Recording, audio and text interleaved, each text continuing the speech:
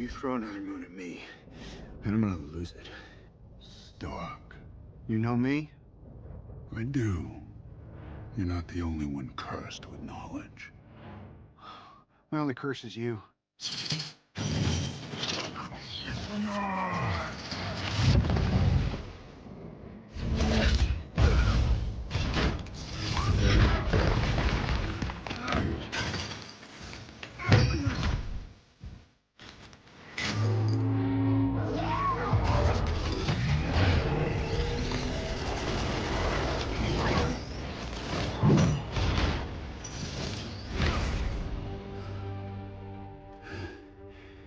All that for a drop of blood.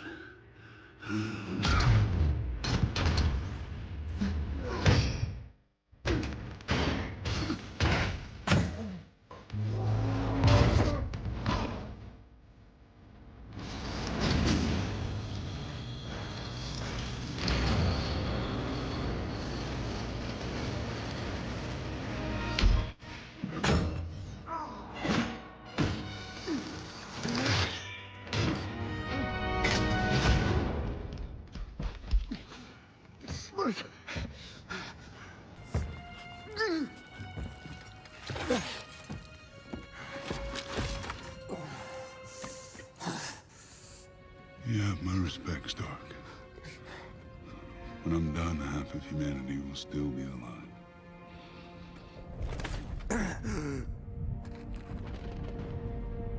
I hope they remember you.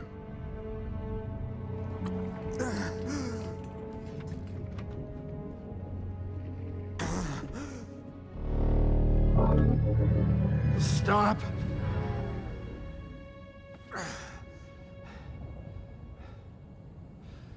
Spare his life, and I will give you the stone. No tricks.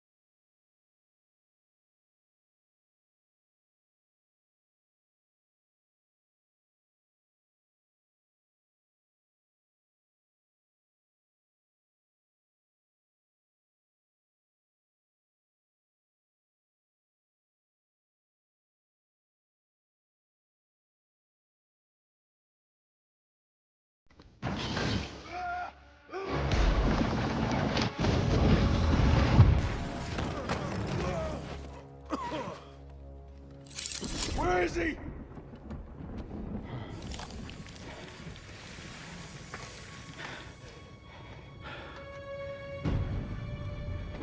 Did we just lose? Why would you do that? We're in the end game now.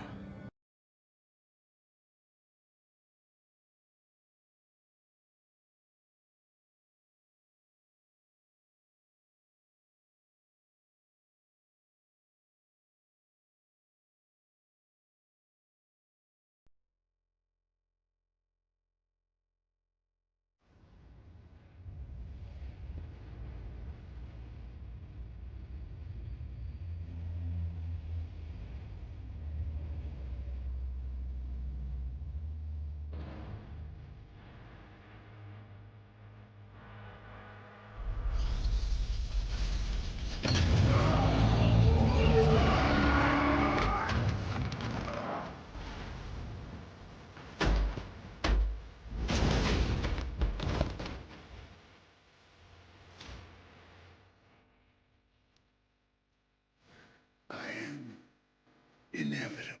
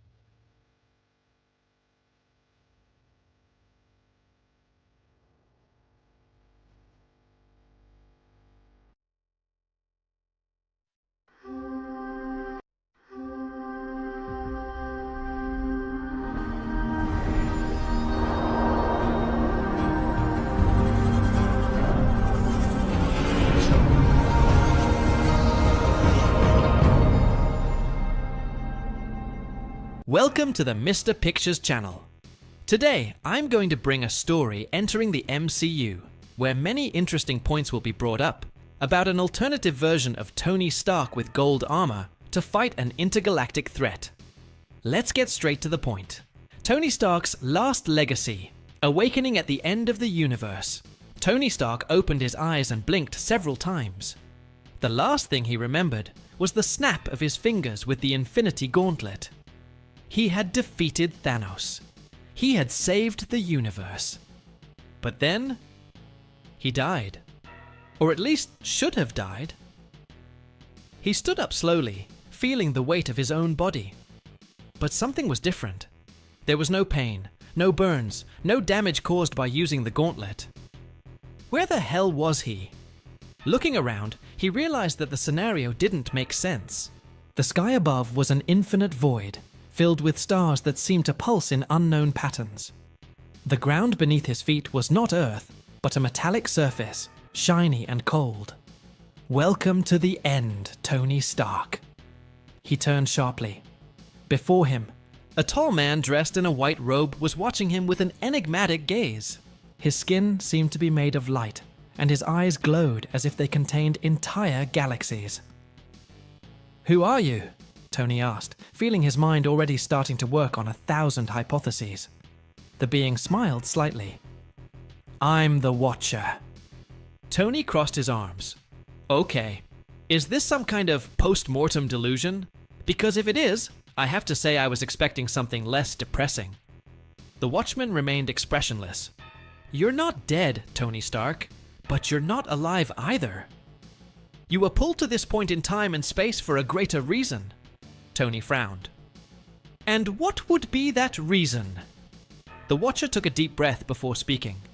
"You saved one universe, but in doing so, you doomed another." Tony was silent for a moment. "You'll need to be more specific." The Watcher extended his hand, and a holographic projection appeared.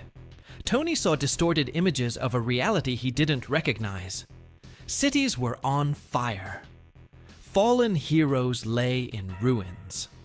At the center of it all, man in gold and black armor, raising a handful of cosmic energy. Tony's blood ran cold. He knew that armor design. It was his. "This can't be real." The Watcher looked directly at him. "This is a version of you, Tony Stark. A version that realized that to save the universe, it was not enough to destroy villains. It was necessary to rule everything, to be the only absolute truth." Tony swallowed. "And you want me to fix it?" The Watcher nodded. "You are the only person who can stand up to him. You must stop his own rise to power." Tony ran a hand over his face and laughed humorlessly. "Great. Now I'm hunting the evil version of myself. This sounds like a typical day in my life." The Watcher watched him for a moment before speaking. "This will be your toughest battle, Tony Stark. Because to beat him, you'll need to be more than Iron Man." Tony looked at the projection of his corrupted version and took a deep breath. He had faced gods, titans, and aliens, but he had never faced himself. And that was a problem. Returned to the battlefield, Tony felt an energy envelope his body. Before he could react, he was pulled into the dimensional vortex created by the Watcher. In the blink of an eye, he found himself in a devastated world. The air was heavy. The smell of destruction and blood permeated the environment. And then he saw it. On the horizon, an immense golden palace rose in the center of what was left of New York. Technological towers floated, drones patrolled the sky, and giant suits of armor marched like armies. And at the top of that empire, he was there. Tony Stark, or rather, Doom Stark. The alternate version of himself, who had abandoned all morality and become the supreme ruler of the multiverse. Tony clenched his fists. He needed to find allies. He needed to stop this. Because if I couldn't, humanity would no longer have hope.